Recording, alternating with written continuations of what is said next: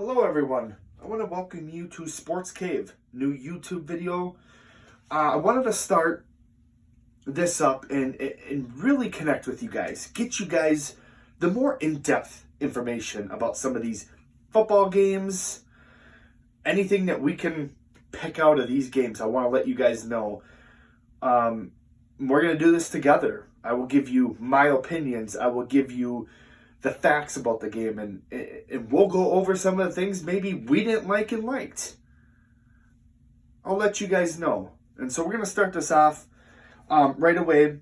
If you guys haven't saw, Patriots went out of the Buffalo Bills yesterday, and 40-mile-an-hour winds. And the whole narrative was Bill Belichick ran it 42 times against a Bills defense that, I'm going to put this in quotations here, can't stop the run. Everyone's saying it. Guys, they can stop the run. And they might struggle with letting out some big runs. But let's be real. They haven't given many 100-plus yards games to any running backs. Who'd they give it up to? Right now, third in the running for rushing leader. And he's not even in there. He's gone. He's injured right now. Derrick Henry. He ran all over that Bills defense, right? Great. I mean, we're in week 13, week 14, I should say. We got a couple games from Derrick Henry's Titans and to Jonathan Taylor, that stud from the Colts. And the way he ran over that Bills defense was incredible. So we've only saw two other guys really punish that defense. Otherwise, the rest of the guys are averaging 60 yards a game. That's not bad, okay? But the real point of this story is Bill Belichick, Hall of Famer, best coach we can say of our era, gave Sean McDermott and the Buffalo Bills a bone. And if you don't know what I'm saying, you guys, it's pretty simple to say if you're going to run it 42 times against that Bills defense, they know it's coming, okay? We say practice makes perfect, okay? Well, if they're running that ball 42 times constantly and that Bills defense knows it's coming, it's like practice, right? Is it? Is it like practice? They're trying to stop the run. They know it's coming, and to a point, they knew it was always coming. But the question is, could they stop it?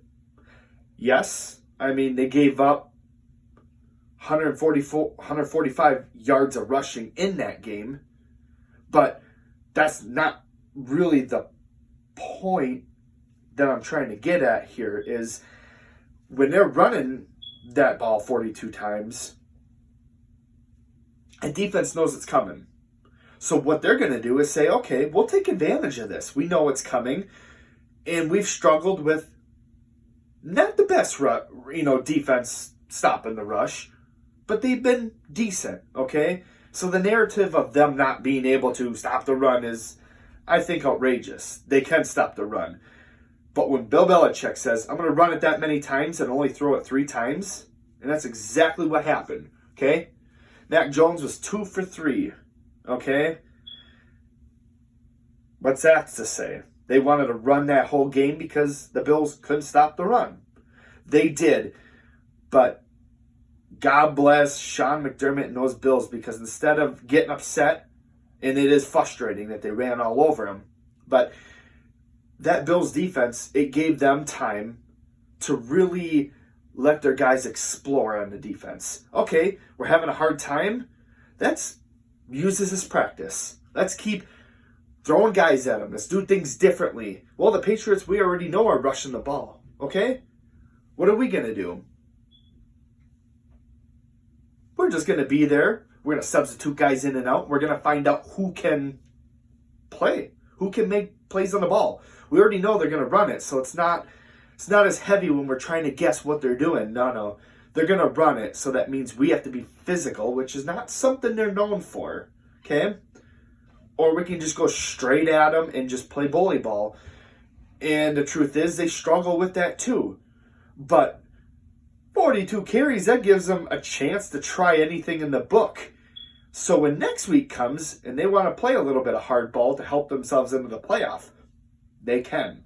Because they're already figuring out new things to do on the defense just by watching Bill Belichick's defense run the whole time. They gave them a little bit of practice. We all say practice makes perfect. Well, let's be real. The narrative of this game, Bill Belichick gave a bone to the Bills, and the Bills took that practice, and they could take that to an advantage going into the playoffs. That could strengthen their defense. You guys tell me. That's pretty self-explanatory, and if you're a Bills fan, great. They got more times at, getting at that, seeing that Patriots rush. And not all offenses are the same, but it gives you an idea of who can stop the block. Who can come in? What are we going to do? How are we going to attack the offense running, rushing? Just gives them an advantage. So I'd say, what a great opportunity. That's why you didn't see a lot of... You saw Sean McDermott upset, but that frustration for him is not going to really kick in because he's thinking, oh, God, I can use this to my advantage. Let's figure out who we can use. Well, this guy, few guys we want to try out here and there. Okay, figure out what works. Then next week, you go and you have a better idea how to stop that run even more. So, thank you, Bill Belichick. You gave the Bills a bone. And guys, that was on my mind. And I'm happy to share it with you guys. I'm here happy to dig into that part. Because that was not something that was going around being said. That was not the point of the game. But it should be. Shouldn't be about the Patriots at all. Considering it was only 14-10. Well, how bad were the Bills?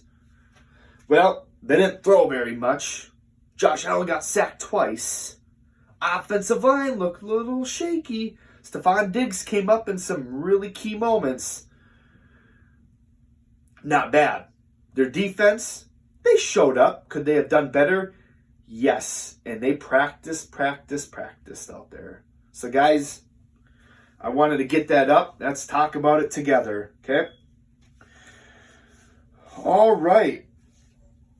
Next, one thing that I want to go over. You know what I'm going to do is I'm going to jump to... I want to give you guys a couple stats here.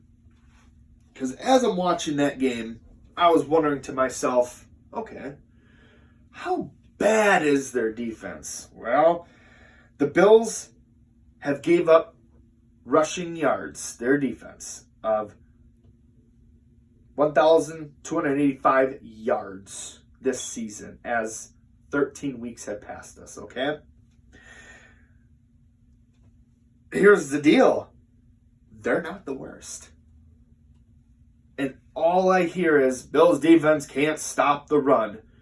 There's one thing that they can't stop the run, or maybe in key moments, they don't make those tackles, plays that they need to. And that's where we have to put the line there.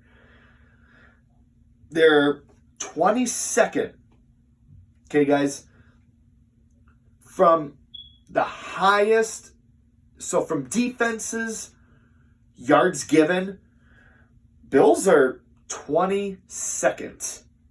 Okay, you want to know who the worst team is? Not the worst team in the NFL, but the Texans. Okay, 2-10, gave up 1,730 yards. From my calculations here, we're looking at about 470 rushing yards higher. And there's definitely a lot of teams that are up there.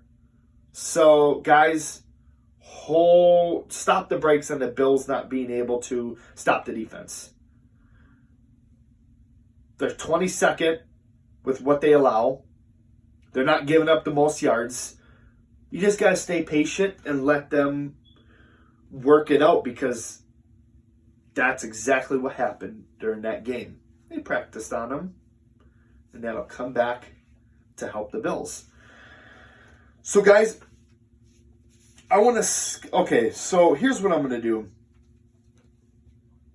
I'm going to do a new take here, and it's called Shoot the Shot. It's where I had put down some notes. We're going to go over a couple games. All right, let's go over a couple games. That's all right, guys. First one, very interesting game that came down to the wire. Ravens at Steelers. Okay. At the end of that game, you're on what?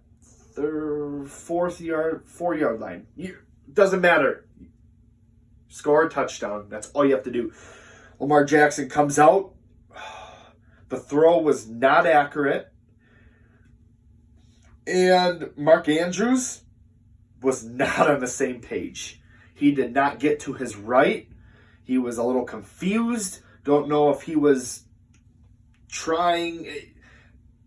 All that said, they were not on the same page. And it was an ugly look for Lamar Jackson and Mark Andrews.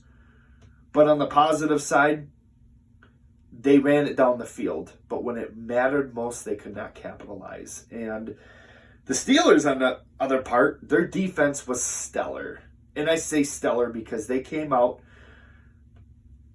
They took that offensive line of Lamar's Ravens, and they took them on. You got T.J. Watt over there throwing around a couple sacks and just stripping Lamar Jackson. I mean, that defense in a whole general will get better, but to see them come up in a big way and just match the Ravens up until the end was amazing to see. Okay, guys. So next, the Colts at Houston Texans. Okay, guys.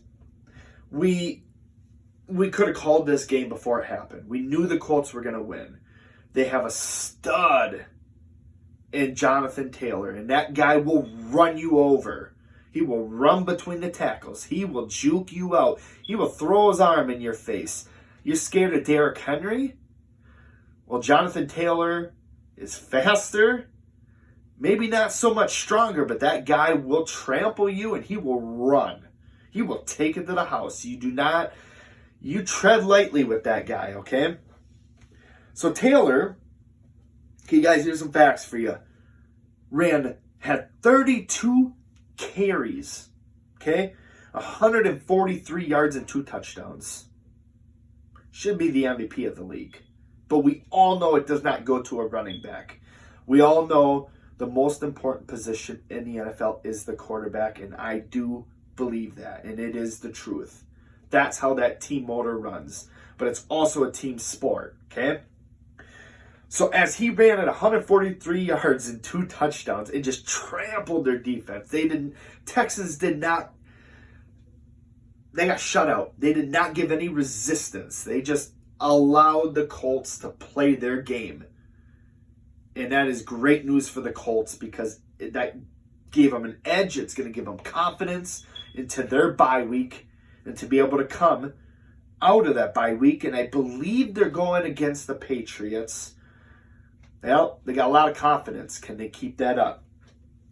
And then the Texans, well, guys, they look pretty bad right now. Okay? There's no doubt about it. They're struggling defensively. They're struggling offensively. They benched Tyrod Taylor. You're going to put in Davis Mills now? I mean, it's going to be a situation where we're going to want to look at in the offseason. Whatever happens to Deshaun Watson or whatever else, we got to keep an eye on that. Okay, guys? Next one, Eagles and Jets, okay? Isn't it funny? I'm looking at these two teams, Eagles, Jets. If I'm not mistaken, did the Jets just trade a 6th-rounder to the Eagles for Gardner Minshew? Now, let me rephrase that. The Jets did not trade Gardner Minshew away. We all know the Jaguars did. Okay, to the Eagles for a 6th-round pick. Well, the Eagles before that, or I should say the Jets, had given up a 6th-round pick to the Eagles for Joe Flacco. You lose one, you gain one, and then you get a great backup quarterback who played his little heart out. Let's be real. He played a great game, and he did not look bad. He looked comfortable. And you got to ask yourself, where is that going forward? Well, we don't know. Okay, we don't really know as of right now what's going to happen. I personally feel that Jalen Hurts deserves that job. Gardner Minshew can be a great backup quarterback, but you got to keep him there. You can't. Jalen Hurts, he knows the offense. He's getting better. He's fixing his flaws. Give him a little bit of time and build that franchise up. You don't need to be. I don't believe in just throwing new quarterbacks in because someone's playing well. Well, I mean, that's going to cause a lot of ruckus. It's going to cause a lot of disturbance. Everyone's going to be upset. Quarterbacks, it's showing you're not believing in them because you want to, try another quarterback. So Gardner Minshew, play great, but don't throw him into a starting job. Jalen Hurts, that's his team, and we got to let him progress and get better. And as he does that, they know Gardner Minshew is on the sideline, back up, and he's ready to go. Great. And then the Jets, 3-9. God bless them right now. Robert Saleh, great defensive mind. We're not seeing it right now. We know who he is. We know what he done in 49ers, okay, as defense coordinator. He ain't showing a lot that he knows a lot about defense right now. And do we blame him? Do we blame the players? I think everything is to blame right now. We don't know exactly what's going on behind closed doors, but what we do know from what we see, they're not looking very good. I think the players should be held accountable, and I think Robert Saleh should also be held accountable. So that's how I feel about that. All right, guys. New York Giants. Probably a lot of you out there. At Dolphins. There we go. All right, Giants need... All right, guys. Giants need to fire David Gettleman. David Gettleman, gone. He needs to go. He wanted to build that offensive line. You got Andrew Thomas, left tackle, 1 year. He's not bad. Who else do they have? Will Hernandez? Well, he's really struggling right now. I have not saw an elite player like Dave Gettleman was telling that he wanted to do was fix that offensive line, get somebody big in there. I don't see a whole lot going on right now. They're struggling. Dave Gettleman needs to go. Joe Judge, he's supposed to be a very strict, very just this, and this, okay? Well, with the way that they're playing, they don't look very disciplined. So I have my concerns about Joe Judge, but let's see the end of the year. Let's see how he does, okay? We all know Dave Gettleman needs to go. Well, can we see any more? Can we see, shouldn't say more, can we see positivity in what Joe Judge wants to do? Keep Daniel Jones in there for the rest of the year, okay?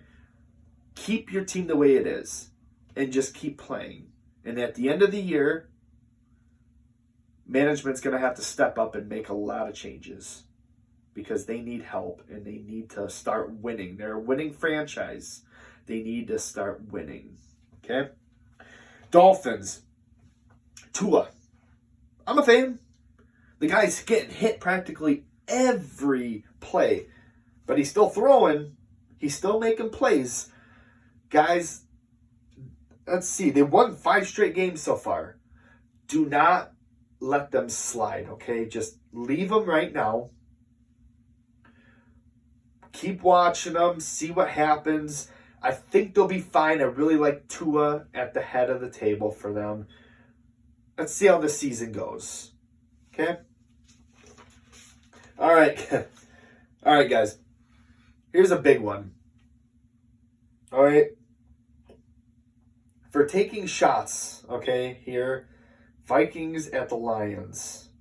Probably every grandma and person in this world saw the ending. For the Vikings,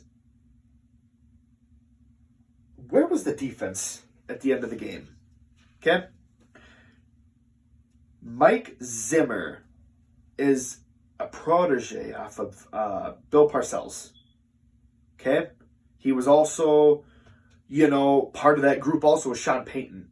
Mike Zimmer's a very smart man. He's a very strong defensive mind individual. We have saw it over the years. But when you have an 0-10-1 Lions, it's 4th down and goal. Where was your defense? I mean, I didn't see a whole lot of blitzing, but I did see 3 guys sitting in the end zone, at the back of the end zone, as Jared Goff threw a pass to Amon-Ra St. Brown. Right there. Right at the start of the touchdown line, okay? The end of the end zone there. What are you guys doing in the back of the end zone? I don't believe that the players were full on the same page. But I also want to blame Mike Zimmer for all of it because he knows how this situation goes. He's been in plenty of situations. He knows how to address this. He knows how to take care of this as a defense.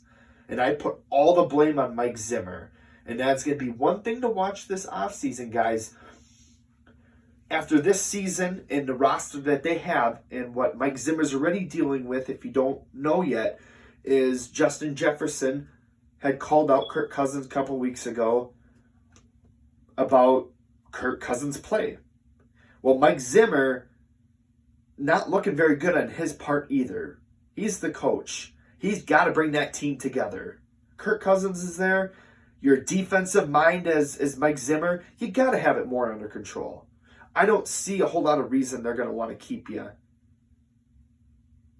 when next year comes around. So that's one thing to look out for, guys, but very disappointing on the Vikings. If you're a Lions fan, shout out to my father-in-law. He, big Lions fan, massive Lions fan, and God was he excited. And God bless his soul. I don't know how to think about that game, and I don't know whether to treat it as a win or a loss for the Lions. Honestly, I'm kind of confused by the whole ending of it because it's just, whoa, like Vikings couldn't play defense at the end, and the Lions finally got a pass into the end zone. Like, that's unusual for both teams. So it was a very interesting game, guys. So that was the first one. And guys, I want to get to one more here. Broncos and Chiefs. Okay, guys. Broncos have lost their focus into the playoffs. Now, as of right now, there's still a possibility for the Broncos to get in the playoffs, okay? They're losing focus on what really matters. And after their loss to the Chiefs, I mean, they had everything to go out and win that game. They really did. They didn't play a terrible game. They're doing really good on the offense, okay? But, I mean, their defense slipped up a little bit, and they lost focus of the game. And that's exactly what I saw, and I was disappointed in that. As for the Chiefs, guys, we need to hold everything. The Chiefs are not back. They will not be back until Patrick Mahomes starts throwing 300-plus yards, 4 touchdowns, and winning teams by 15, 20 points. Their offense does not look good at all. They're struggling. They're having a hard time. Great offensive line, but they are struggling to keep it all together. You're seeing a lot of incompletions from Patrick Mahomes. A lot of dropbacks, a lot of running, a lot of stuff. You're not seeing what you saw last year out of Patrick Mahomes. People are figuring it out. Teams are figuring it out, and they're saying, hey, we're going to go at them like this. But it's very unusual that their offense has not clicked like that yet. So watch for that. Just hold the Chiefs for a second. As for their defense, they're picking it up. They're getting better. They're making the plays that they need to play with their young guys. And they're getting it together. So, guys, great defense. They're playing better. That offense needs to click. And if they want to get back to the Super Bowl, they're going to have to click the offense. Otherwise, I don't see them getting out of the playoffs. Okay? or they're going to be bounced out of the conference finals. I just don't see them making it to the Super Bowl if their offense cannot be scoring higher. You don't see Patrick Mahomes throwing like he used to. It's a concern. And if it wasn't for that defense of the Chiefs, Broncos would have won. It would have been a very low-scoring game. So, guys, just hold everything like I said. We'll come back to it on another podcast and see how they're doing then. But hold the phone for a second there. Hey, guys, I just want to wrap it up now. That's what I have for today. The end of week 13. It's a Tuesday. I want to give you guys, dig deep into some of the things that we're seeing. Guys, I really, like I said, like, subscribe, please. It lets me know you guys are enjoying it. You want to see more.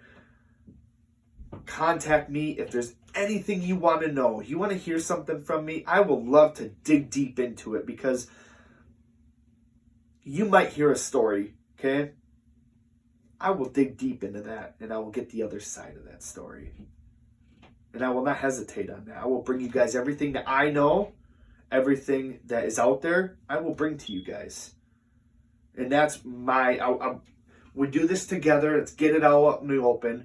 And I plan on doing another podcast for you guys, or a video, where I want to look at the matchups for next week, okay? What are the matchups? Who would be a safe pick, and what we can do from there? What else do we need to know about those matchups? Is anybody out? Who are they missing? I want to go over that with you guys. And, yeah. I just want to say thanks, guys. I really appreciate you watching. Like I said, like, subscribe, and I'll be back with you guys. See you later.